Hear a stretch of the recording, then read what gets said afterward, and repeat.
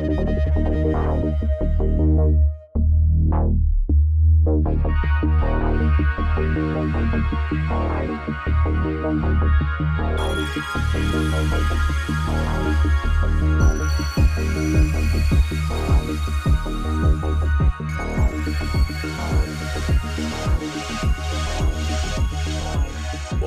to the Echocast, episode 155, Infinitely Awesome.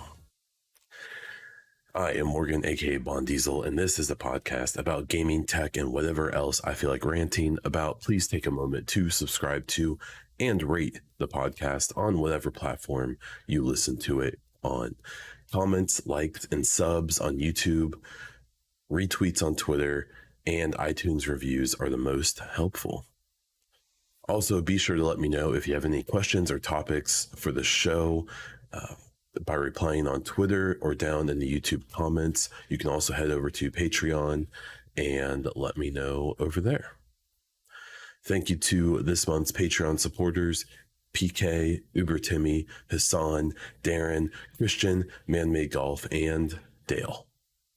If you would like to support this podcast and my other content, please check out patreon.com/BonDiesel. This podcast is also brought to you by Manscaped and the new Lawnmower 4.0 razor, and you can use the code BAUN, B-A-U-N, to get 20% off and free shipping. More about this in an ad later in the show.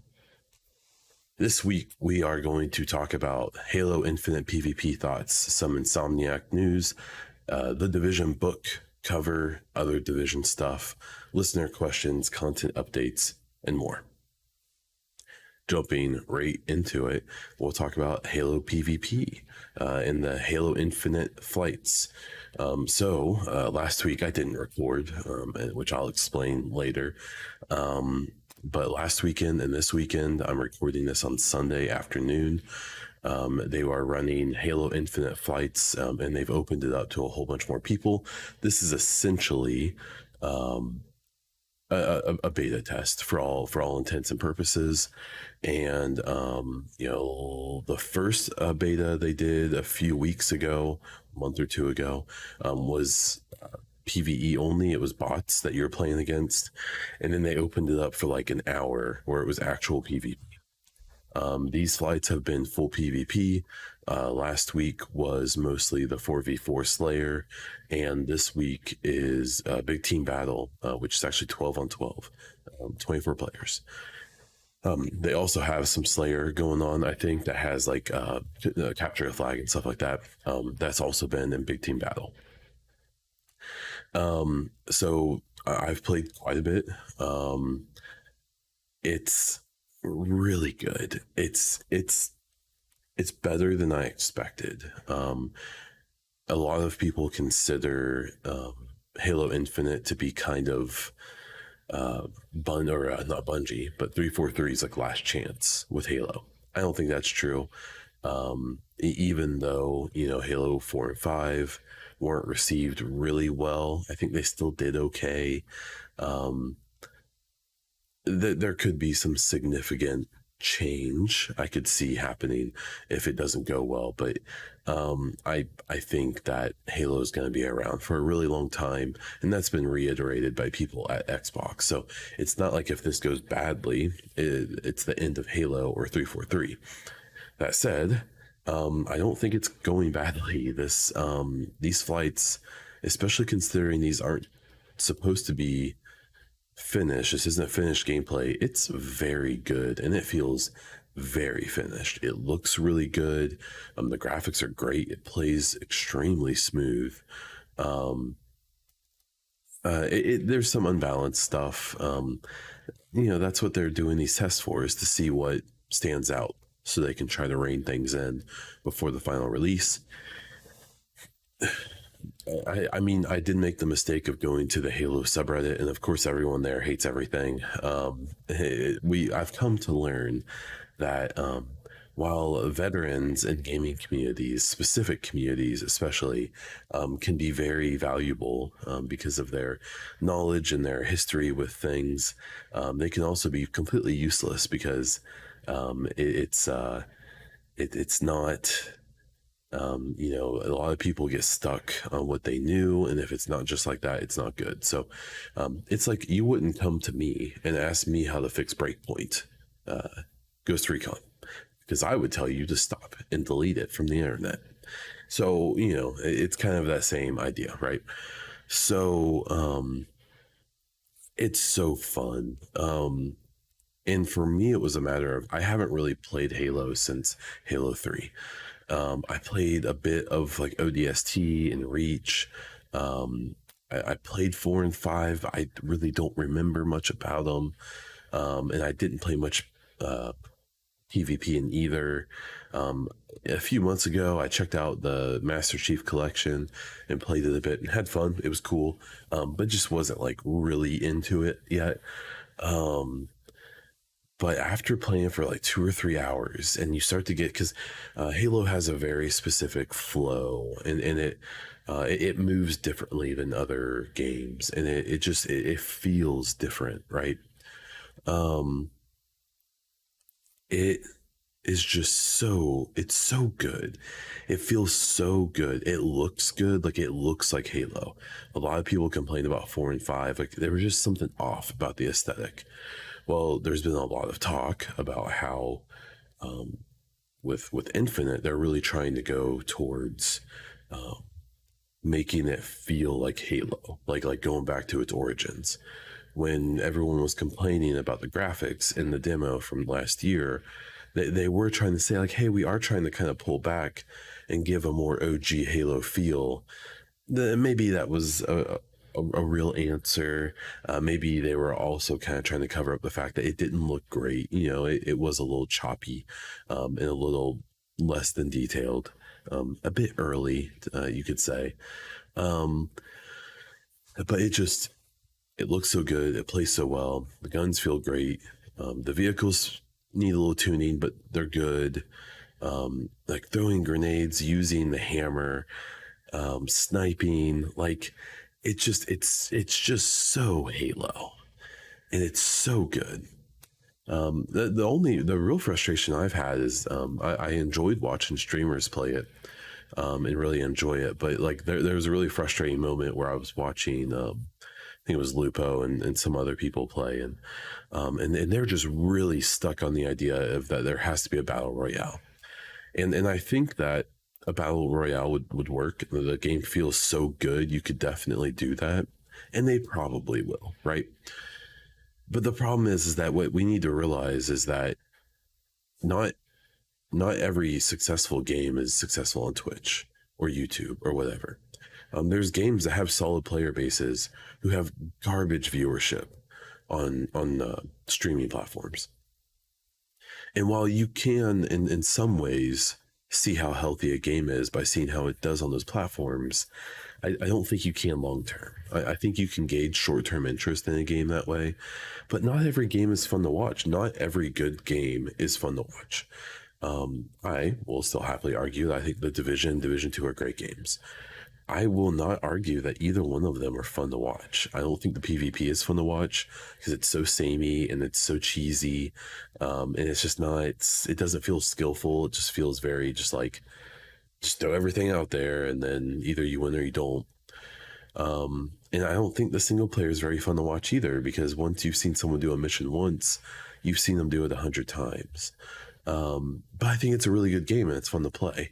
Now that can always be alleviated by a streamer who knows that it's not great and you're there to talk to them and to interact with them. And if anything, the game plays in the background. That said, what I'm leading to is that these streamers were really on this rant about like, well, if they don't have a BR, it's going to fail. And what they're really saying is that if it doesn't have a BR, my viewership is going to suffer. And that doesn't mean the game's going to fail. It means that you're not going to want to play it, not because it's not good, not because it's bad, not because you don't love it, because they were obviously having a really good time playing it. They're not going to play it because they won't make as much money, which is fine. It's their livelihood. I totally understand. The problem is that what we see too often is that creators especially really big ones, but somehow small ones too, even though they make like no money doing this. Trust me. Um, have this, they lose that disconnect of like, if it won't make me successful streaming wise, then it's not good. And that's not true. There's many really great games that won't do well in streaming. And I've heard a lot of that conversation happening, and I really hope that people aren't disillusioned by it, because I really don't think Halo needs a BR. I really feel like BRs had to have peaked by now, and it seems like they're holding steady. Warzone and Fortnite, and so on. But like, I don't think, especially Halo, needs a BR. But we'll see. The last bit is the soundtrack. The soundtrack is so good. It's so like eerie and like epic and ominous. It just sounds so good. There's multiple tracks that I think sound very inspired by the Division soundtrack. That synthy kind of, I don't know, it's hard to describe, but when you're playing it, there's definitely a few moments where you're like, oh, that's very cool. Um, yeah, I've really enjoyed it. The Halo Infinite flights have been great. You probably won't hear this before they're over. If they do more, I highly suggest jumping on and checking them out. If you're on PC or Xbox, and yeah, and now I'm even more excited for the single player, because these graphics and stuff have to be dumbed down a little, because their goal for this is for it to run at 120 FPS at I assume 4K, but probably at 1080p for most people. Whereas the single player is probably going to be targeting 4K 60. Therefore, there should be some real estate left there for them to have even more detailed graphics and effects and physics and things like that. So I'm very excited for the full release, both for multiplayer and for the single player. There is that concern some people have talked about, where it's like, man, they haven't showed the single player yet. It could be, that could be a problem, and I do also think it's weird, but I suspect it's going to be okay, and they're just trying to hold back. Maybe, I don't know. We'll see. But Halo Infinite flight beta thing, extremely good. The second bit here was some news from last week. Was Insomniac is teaming up with Crystal Dynamics. This set off a bunch of alarm bells to people, and what appeared to me a bunch of creators and journalists desperately needing clicks, saying, "Oh boy, this project must be in trouble because they're bringing in Crystal Dynamics." Now, for me, Crystal Dynamics is the Tomb Raider remakes, which I thought were incredible, look good. The stories, were a little hit and miss, but I thought they were fun. I thought they were great. And the third one is just an absolute like visual feast. It's so pretty. Now, obviously, right now, what they're known for, Crystal Dynamics, is the Avengers game, which has not been received very well. I'm under the impression it does have some things about it that are great. That the actual single player, like the story you play through, is very good. The new bits of story that come out sound like they're really good, but it sounds like they struggle with the same thing that every single looter live service game struggles with, and that they just can't make enough content quick enough. And at this point, I'm so disillusioned by looters in live service games. I don't even fault that at this point. I don't want to play Avengers. I don't care about that. But I don't even care about like this whole live service looter genre. I am just so done and so bored with it that like when one comes out, if it's a great game besides its end game aspect, I don't know, it's probably a great game. Or at least someone's done good work in that game. So I think what people also need to realize with this Insomniac Crystal Dynamics thing, it says Insomniac. That should not say Insomniac. It should say we have some the initiative Well, anyone who is still who's watching this, I'm not going to edit it because who cares? Um, the initiative. I wonder why it must have auto corrected.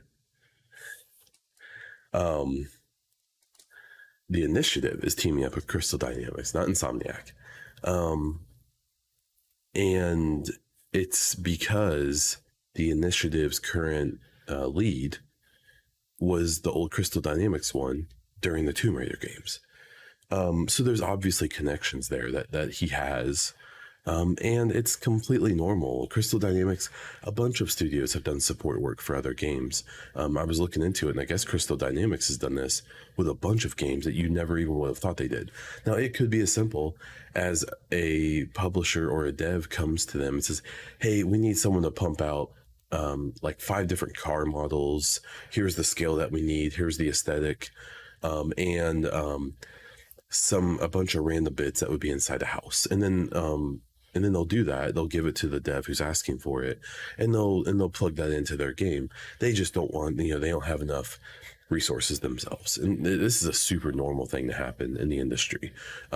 If you think that every single, if you're here, you're probably a Division fan. If you think every single asset in the Division was made purely only by Ubisoft employees, I'm willing to bet that's not true. They definitely had contractors, and it wouldn't surprise me at all if there may have been other devs or other companies who helped as well. And it may have been something as simple as a coat hanger. So the initiative teaming up with Crystal Dynamics doesn't worry me at all. It's business as usual. This just seemed like it was a big drama thing. People riding on the Avengers hate and all that. But what are you gonna do? That's the way game journalism and creation is nowadays. New World fully released this week. I believe it was on Thursday, and to a big reception, a very positive reception. Full disclosure, this is not my type of game. I do not like medieval games. I do not like MMOs. This game could not bore me to tears anymore. I could not care less about New World, but I'm so happy that there's so many people who are so excited and having so much fun with it. My biggest bummer is that most of the streamers I like to watch are now playing New World, and I don't know how anyone can watch an MMO be streamed because it is so boring. Like, it's worse than looter shooter to me. I just can't. It's awful. I watched a decent amount, and Lupo's clan or whatever had a war with another whatever. And I was like, oh, this might be kind of interesting because I can't watch chopping trees and killing wolves, and I just can't do it. It's too boring. These dungeons are boring to watch. It's the same thing over and over. So they had this war. I was like, oh, dope. Here we go. This is gonna be so cool. And it was so bad. It was not entertaining for me. Obviously, there's other people who love this stuff and get really into it. I still suspect that people who love playing it probably still don't love to watch it, because why would you be playing, or why would you be watching when you should be playing if you can get through the queue, which has been the big issue. One thing that I am really curious about, though, is that I've not seen a single streamer, and maybe I've just missed it, talk about an ad or do like their disclosure where they have to say, hey, I'm doing an ad for this. You'll see it a lot with games that the streamer is really interested in, where they'll say, hey, the first hour of the stream is an ad, and then I'm just going to play because I like it. It's a fun game. And I've not seen that. And there is no way in hell that Amazon put this out and didn't put millions of dollars into ads. So I'm really curious to if they found some way around it where the streamers don't have to say it.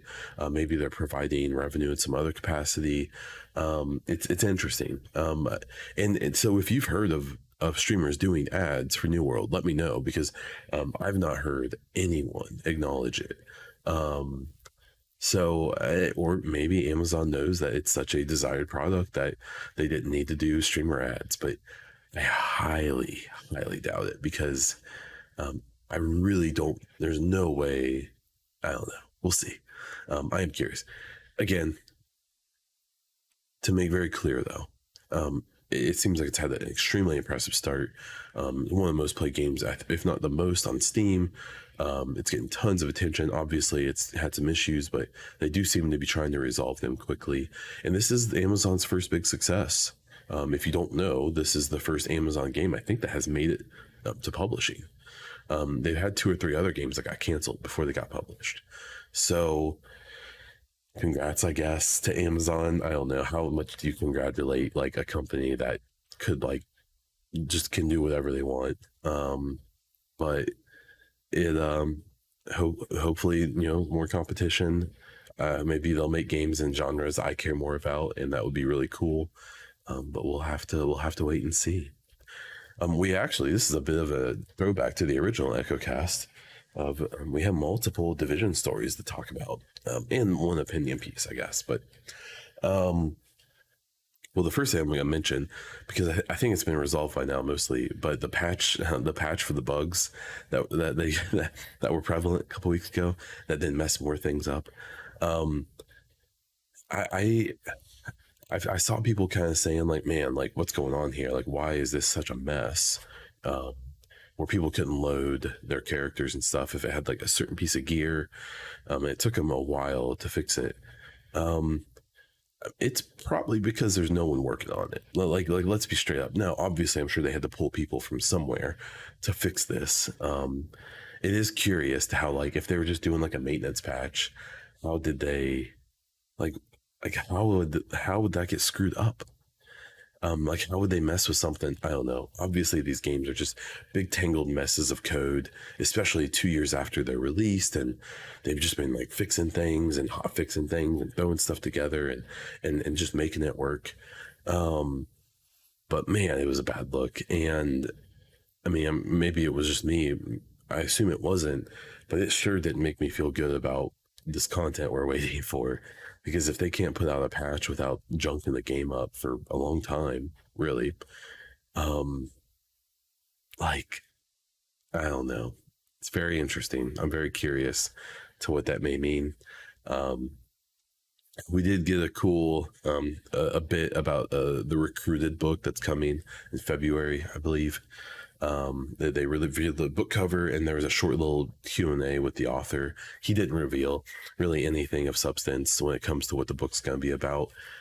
He talked about, he even says like, yeah, the cover of the book doesn't really document a scene from my book, but it could. Like, it was kind of funny how a matter of fact he was of like, yeah, it's not actually about my book, but it's cool. It's like a cool cover. So the guy, and I don't have his name. I forgot to write it down. He was really well known, I want to say, in the Warhammer community, and wrote like a bunch of official books for them. And then he basically had some stances politically that were, I think, very reasonable about people being treated well and representation and stuff, and a lot of the community there's some weird feelings in that community about, like, I guess, about those things. And so he bounced, he's gone, and they picked him up to do Division. So is a highly experienced game lore type of person, and I'm really excited to see what someone like him can do. I really wish that the guy who wrote the first 2 books was involved. I really thought that, obviously, the New York guide, the Collapse guide, is great and unique. I really thought that the second book was a better book, and it told a very multiple really good stories that culminated very well, I think. But now we have a new guy, and it seems like he knows what he's doing. So I'm excited to check that out. The third story, which is one that just dropped today, or yesterday, I think, is that Rectify Gaming, which is a relatively small gaming news outlet, put out an article claiming that there's an email going around with a survey that suggests that Heartland, the upcoming free-to-play BR, supposedly, that there will be a play session at the end of October. They didn't post pictures of this email. I haven't gotten this email. There's information I would get about this. I'm fairly certain, and I haven't. So they didn't provide any proof of this, and I'm skeptical. It makes sense, like timeline wise, from what they've shown us. But I'm kind of gonna believe it when I see it, kind of a thing. So I hope so. I hope that we get to see anything from this game. I obviously know a whole bunch about it, and I can't talk about it. Um, but yeah, I guess I can't say. I don't know. I don't know what's going on with the thing. So hopefully we find out some this month by the end of the month.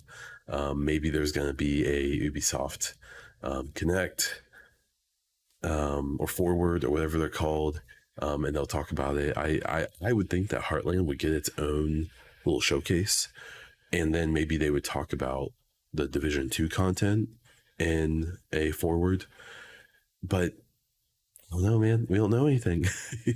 um, yeah, I will say on the front of the Division 2 content, I was able to poke a few birds and try to get some info, and I didn't get anything really definitive, except that I'm I'm going to be very surprised if we see anything Division 2 like that content until like next summer. I don't know. I don't have any proof. I don't have anything to show or to tell about why I think that. Um, I just it seems like something must not be going well with the development or whatever this new content is. And like I think there's a few questions worth asking with Heartland and this Division 2 content. So what we know right now is that there's a few people at Massive, and there's this Ubisoft Bucharest, and there's probably some other people helping too, working on Division 2 content. And we know that there's the entirety of Red Storm working on Heartland. So there's been all this talk about this Division 2 content and how like season 4 of Division 2 is supposed to be it. And then Warlords did really well. So Ubisoft changed their mind about season 4. Ubisoft, not Massive. Let me make that very clear. And Ubisoft said, "Oh no, we actually do want more Division content for Division 2. So can you guys do that?" And then Massive is like, "No, because we have this giant Avatar team who's going to be Avatar for like 10 years. Like they aren't coming off of Avatar. That game is supposed to last as long as all of these movies coming out. And I think these movies are supposed to come out starting in 2022, and then I think for like 8 or 9 years. Like I think they're going to come out like far into the future, and that game is supposed to do that as well. So that Avatar team is Avatar. So then the Division team, after Warlords was over, from what I know, got moved to Star Wars. And I'm sure people got splintered off to other projects. This is also when people tend to leave when a project is done. And this was before Ubisoft won more Division 2 content. This was after Warlords, before that. And so it seems like they were probably in pre-production on the Star Wars. They probably made that agreement forever ago. And then I assume they're probably still in pre-production. They might be in full-fledged production now of Star Wars. With some of the hiring they're doing, I assume they have been for maybe like 6 months. But they moved everyone to Star Wars, and that's where they are now. If you've paid attention to anyone at Massive who worked on Division 2, you probably see them working on Star Wars right now, or working on like an unannounced or whatever they're saying, or they've moved to Avatar. I've seen a few do that. But Ubisoft came to Massive, it seems, and said, "Hey, we want more Division 2 content." And Massive was like, "We don't have anyone," because there's also a AA project they're supposed to be working on, which we know nothing about. And so they're full. Like Massive is full. They have no room to make Division 2 content or Division 3. I've seen people. I saw someone predict they think Division 3 is coming out in 2022 or 2023, and I'm like, Division. If there's a Division 3 one day, it probably won't even be in pre-production in 2023. Like maybe it will be, but if it happens, so the best chance that there's a Division 3 coming is after Star Wars, which I don't think is going to come out till 2023. And so they'll start post after that, or they'll start pre-production after that. And so you're not talking about 2023, pre-production development 4 years probably. You're talking 2027 maybe till Division 3. So here's this thought, this conundrum of you have all these devs at Red Storm and these devs at Bucharest and a few at Massive. What if they all would have just started working on a Division 3? instead, and maybe make it a different type of game. Maybe that wouldn't be a big enough team to make like a full-fledged looter shooter, one-to-one scale map. Maybe make a single player game, make a story focused game based in that world. Like, I mean, this is something I've been hoping for. So this is obviously a very biased thing, but like, because here's what's going to happen is this Division 2 content is hopefully it comes at the end of this year, but maybe it doesn't come until the beginning or middle of 2022. By then, I mean, I'm still going to be excited. I'll play it, but we're coming to a point where I'm just like, whatever. When it gets here, it gets here. I don't care anymore. And then Heartland, there's all these rumors, and I'm going specifically off rumors, that people think it's going to be some type of free-to-play BR game. I'm sorry, but a Division Battle Royale needed to come out like 4 years ago, or at least like 2 years ago. And it's too late. Who cares? Like, who's gonna care about a Division Battle Royale? Division people, but not all of them. The PvE people aren't gonna be interested because it's competitive. It's gonna be PvP. It's gonna be competitive. So the PvE people, who I think make up a majority of the Division player base, and I don't even think the DZ type people are going to be that interested in a BR, because a BR in theory is going to try to be balanced and have like better gunplay and have like a more like a PUBG type of feel probably. And that's not what DZ players want. They want to gank people. They want to run through the DZ and shoot people while they're looting, and then maybe conflict players, the 13 of them that exist, will be interested in this thing. But what I'm afraid is going to happen is that this Division 2 content is going to come eventually, and the longer it takes to come out, honestly, at this point, I think we're already here. The longer it takes to get more Division 2 content, the better it has to be. Or people are going to look around and be like, why did they do this? If it's like, okay, if it's just fine, if it's like, oh, that's kind of cool, I guess. The only way that this Division 2 content will be worth making, in my opinion, is if it's like, holy shit, this is the best Division content they have ever put out. And if it's anything short of that, it's gonna feel like a waste of time. Like, I think there's gonna be people who are gonna say, like, what could we have gotten instead of this? And then I think Heartland may end up being a similar thing, where I think Heartland, if it is what it's been rumored to be, if it comes out and it's super good, it could still be a colossal failure because it just won't pull people in. Like, you're talking about a time right now where we've got, Fortnite is still super popular. Warzone is still super popular. Even, like Apex is still super popular. Halo is going to be coming out soon. And while it's not a BR, even though it could end up having one, it's still that big multiplayer, big thing that people like. And so you have to start doing the math and saying, like, if we put out a Division BR type game, who are we going for?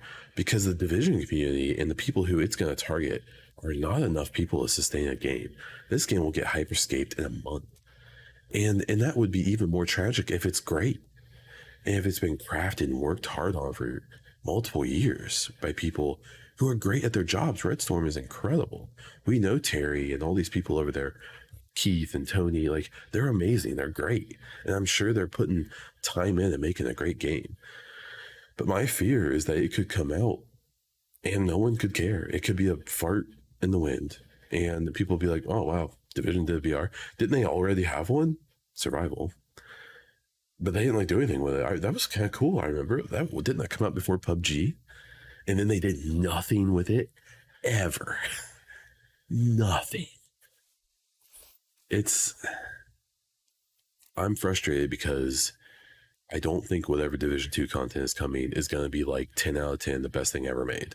It's probably going to be cool. It's going to be like a 7.5 out of 10. And it's going to be a fluff in the wind for a lot of people, for most people. And I'm afraid Heartland will be too, and that sucks. Because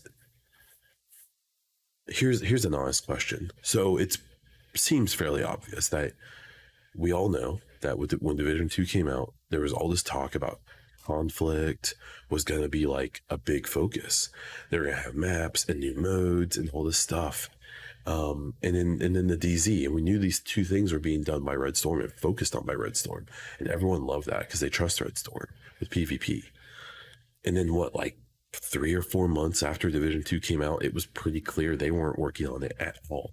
They were doing some fixes, some balancing, but nothing came of it. It looked like, at least for the whole first year, they were going to put out new modes and maps and even maybe like events and Conflict, which I always thought Conflict had the best chance to be fairly popular PvP wise.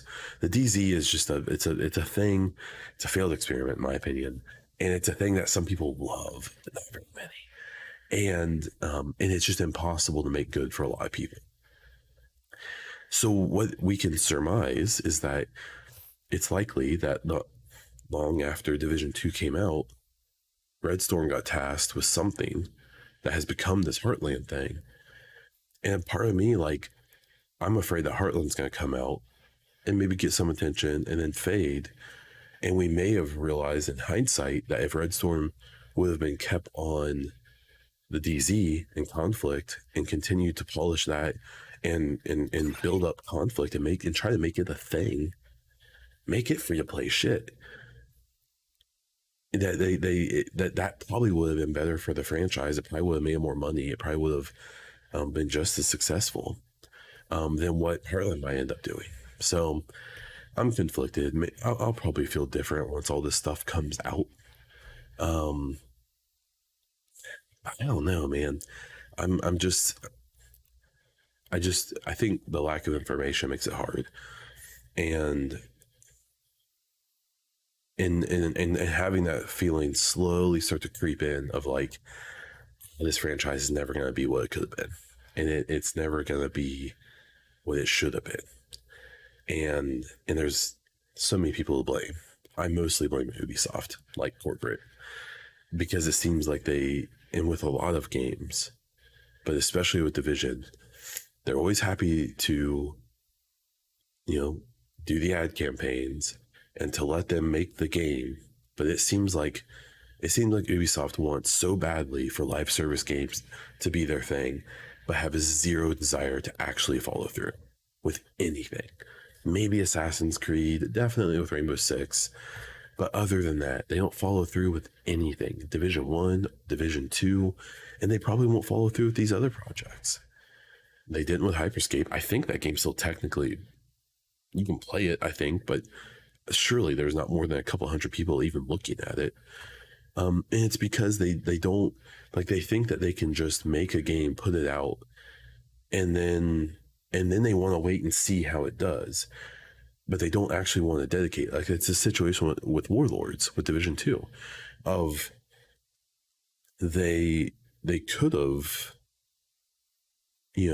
put out Warlords and been like, hey, we think this is going to do really well. So what's the next step for content? But they didn't. They put out Warlords, which included the seasons, and they just said, yeah, well, I guess that's it. And then they waited to see, and then it did really well. And then 6 months, 12 months too late, said, hey, we want some more of that. And now it's fucked. And now it's at least not gonna happen for a while, probably. So I don't know. That's all I have for that. Now there is going to be a 60-second ad for Manscaped. It's a video ad. There is audio, obviously, but you'll enjoy it more on video. So audio listeners, I apologize. It's 60 seconds starting now. This episode of the EchoCast is brought to you by Manscaped. Do you look like this guy? Or maybe like this guy? Well, you probably don't need to hear this. But when you look like me, you need to get all of the advantages you can get. One of the best ways to step up your sexy game and be comfortable in sweaty weather is to have nice, clean, tidy, well-maintained nuts. The best way to do that without nicking your nuts is to use the new Manscaped Lawnmower 4.0. I love mine because it's well made, safe to use in all of your nooks and crannies, and with its handy charging dock and sleek design, it looks great in your bathroom to boot. Get 20% off and free shipping around the world with the code BAUN, BAUN, at manscaped.com. That's 20% off with free shipping around the world at manscaped.com and use the code BAUN, BAUN. Unlock your confidence and always use the right tools for the job with Manscaped. Okay. So with listener questions and other stuff, we will wrap things up here. So Master Prime, my most reliable question asker, asked a few. I picked one. They just simply asked The Division or Mass Effect. And that's a genuine conundrum for me right now, because I looked at my played hours and I am approaching the same number of hours played in Mass Effect Legendary Edition as Division 2. Now, I've been very public about the fact that I haven't basically played Division 2 hardly at all since March, since Fallout season. And even before that, back to Warlords, which came out previous March, I would only jump on and play when the new seasons dropped, when the new manhunts dropped. So I would play a few hours a week, and that was it. And that would sometimes be like every other week, right? So, The Division or Mass Effect? So I am going to frame this question in which franchise do you have more faith in the future? And it's Mass Effect all day, every day. And it pains me to say that. The Division has hilarious amounts of potential. I think The Division could be Ubisoft's biggest IP if they let it, if they tried to make it, if they allowed it to be. For whatever reason, seems like they don't. So, I think Mass Effect, with the Legendary Edition doing so well, even though Andromeda was such a mess, even though the next game probably isn't coming for 4 or 5 years, I have a lot more faith that the next Mass Effect is going to be good than we'll even see Division 3. And here's a prediction: they may come out around the same time. Mass Effect, they already said they aren't going into full production, I think, until 2023. It's going to take probably 3 or 4 years for them to do that. So you're looking at 2027. I wouldn't be surprised if we see a Division 3, if it happens, and the next Mass Effect game same year. But we'll have to wait and see, won't we? So if you have questions, make sure to drop them in the YouTube link, send them to me on Twitter, or join up on Patreon. You can ask there. Final thing here is my content updates. So I didn't record last week because my wife and I both got norovirus, which is a really awful stomach bug. And we were both having allergy issues before that. And after that, now we're both pretty sure we have a cold. And so it's just been a rough couple of weeks for the Bon Diesel household. The baby Bon Diesel, baby, she's 3 feet tall and 35 pounds now. Toddler Diesel is doing great. She's fine. She didn't suffer at all through any of this. Just her mom and dad. But I'm feeling a little bit better now, and things will, be getting back to normal somewhat, including the stream. So, and that's what I have this week. I'm going to go watch some football and play some Halo, and I hope I will see you on some streams in the next week or two. And I hope I will see you on the next EchoCast. So I do stream here on YouTube. If you want to subscribe to and ring the bell to be notified when I'm live, check out my Twitter at BonDiesel or at the EchoCast if you just want gaming tweets. If you want some cool EchoCast or BonDiesel merch, check out streamlabs.com/BonDiesel. That's all I have. So until next time.